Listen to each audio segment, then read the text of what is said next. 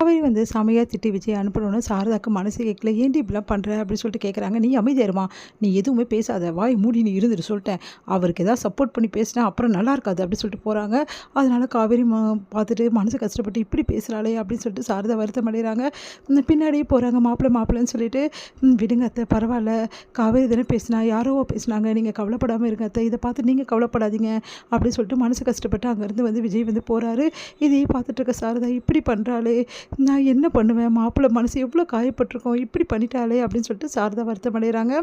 அடுத்து வந்து இங்கே வந்து காவேரி என்ன பண்ணுறாங்க, செம டென்ஷனாக இருக்காங்க. பார்த்தா ஃபோன் எடுக்கிறாங்க. பார்த்தா வந்து கரெக்டாக வந்து ஃபோனில் அந்த ஆல்ரெடி பார்த்த அந்த மாப்பிள்ளை வந்து என்ன பண்ணுறாரு, மெசேஜ் அனுப்பிச்சிருக்காரு சாரி சொல்லி. அதை பார்த்துட்டு இன்னும் டென்ஷன் ஆகிடுறாங்க. ஃபோன் பண்ணி எதுக்குங்க இப்போ சாரி எல்லாம் சொல்கிறீங்க, அதான் நீங்கள் எனக்கு பிடிக்கலன்னு சொல்லிட்டீங்களா, அப்புறம் எதுக்கு சாரி சொல்லணும் அப்படின்னு சொல்லிட்டு கேட்குறாங்க. ஒரு நிமிஷம் நான் சொல்கிறத கேளுங்க காவேரி, உங்களை பிடிக்காமலாம் ஒன்றும் இல்லை, உங்களை எனக்கு ரொம்ப பிடிச்சிருந்தது.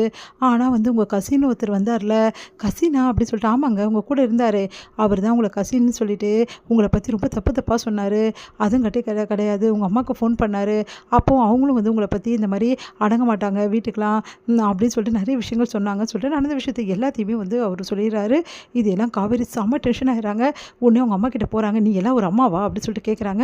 ஏன்டி இப்படிலாம் பேசுகிறேன், நான் என்னடி பண்ணேன், எனக்கு எல்லா விஷயமும் தெரிஞ்சு போச்சு.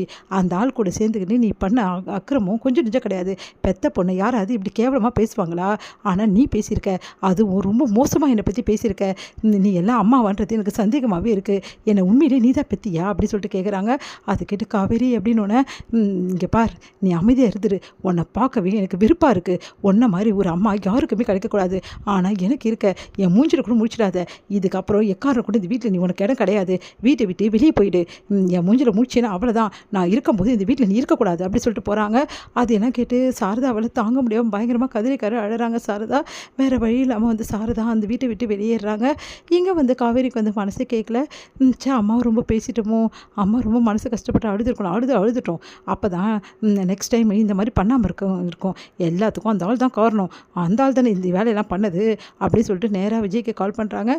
விஜய்கிட்ட என்ன நினச்சிட்டு இருக்கீங்க உங்கள் மனசில் அப்படின்னு கேட்குறேன். நான் என்னங்க பண்ணேன், என்ன பண்ணலை, நீங்கள் பண்ணதெல்லாம் பண்ணிவிட்டு எதுவுமே பண்ணாத மாதிரி நடிக்கிறீங்களா, எவ்வளோ தைரியமாக இருந்தால் நான் பார்த்த மாப்பிள்ளைக்கிட்ட போய் என்ன பற்றி தப்பு தப்பாக சொல்வீங்க, இதுக்கு எங்கள் அம்மா வேறு கூட்டு சேர்த்துக்கிறீங்களா நீங்கள் அப்படி சொல்லிட்டு செம்மையாக திட்டி விடுறாங்க. காவேரி மிஸ் அப்படின்னோடனே அமைதியாக இருந்துடுங்க, போனால் போதுன்னு பார்த்தா ஓவராக போயிட்டே இருக்கீங்க. இதுக்கப்புறம் எங்கள் வீட்டு பக்கத்தில் கூட நீங்கள் வரக்கூடாது, இதுக்கப்புறம் என்கிட்ட பேச தகுதியை நீங்கள் இழந்துட்டீங்க அப்படி சொல்லிட்டு வச்சிடுறாங்க. இதை கேட்டு விஜய் வந்து ஐயோ இன்னும் கோவமாயிட்டாலே அப்படின்னு சொல்லிட்டு என்ன பண்ண தெரியாமல் தவிக்கிறாரு. இங்கே வந்து காவேரி என்ன பண்ணுறாங்க, வீட்டுக்கு வராங்க. வீட்டுக்கு வந்து அவங்க அம்மாவை காணோம், எங்கே போனாங்க இவங்க அப்படின்னு சொல்லிட்டு எல்லா இடமும் தேடி பார்க்குறாங்க, காணோம். உடனே வந்து ஒன்றும் புரியாமல் யோசிக்கிறாங்க. ஐயோ காலைல நான் பேசின பேச்சுக்கு அம்மா எங்கேயாவது போயிடுச்சா, எங்கே போயிருக்கோம் அம்மா அப்படின்னு சொல்லிட்டு அவங்க அக்கா தங்கச்சிங்க 2 பேர் கால் பண்ணி பார்க்குறாங்க. இல்லை அம்மா இங்கே வந்து எங்களுக்கு ஃபோன் பண்ணலை அப்படின்ற மாதிரி சொல்கிறாங்க. அதை கேட்டுட்டு காவேரி இன்னும் டென்ஷன் ஆகிடுறாங்க.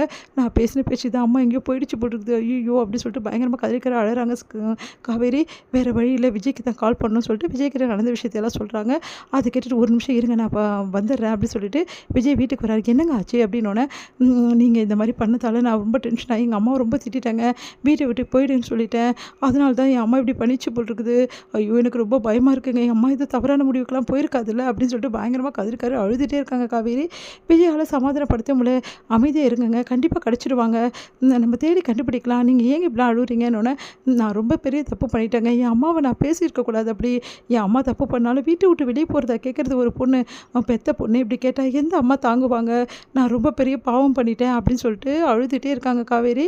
ஆனால் விஜயால் போயிட்டு அப்படியே ஹக் பண்ணி வந்து அவங்களுக்கு வந்து ஆறுதல் சொல்லவோ எதுவும் பண்ணவும் முடியாமல் அப்படியே தவிச்சு நிற்கிறார் விஜய். அப்படியே பார்த்துட்டே இருக்காரு. ப்ளீஸுங்க அழாதீங்க, கண்டிப்பாக உங்கள் அம்மாவை தேடி கண்டுபிடிச்சி நான் கூட்டிகிட்டு வரேன் அப்படின்னு சொல்லிட்டு விஜய் போகிறாரு.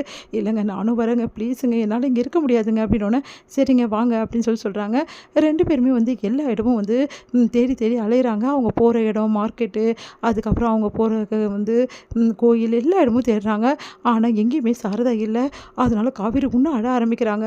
நான் ரொம்ப பெரிய தப்பு பண்ணிட்டேன், என் அம்மா பாவம், எங்களுக்காகவே வாழ்கிற ஒரு ஜீவனை நான் இப்படி பேசியிருக்கக்கூடாது, நான் ஏன் இப்படி பண்ணேன்னு எனக்கே தெரியலன்னு சொல்லிட்டு மறுபடியும் அழறாங்க. விஜய் வந்து காவேரி நிலைமையை பார்த்து என்ன பண்ணுன்னு தெரியாமல் தவிச்சு போகிறாரு.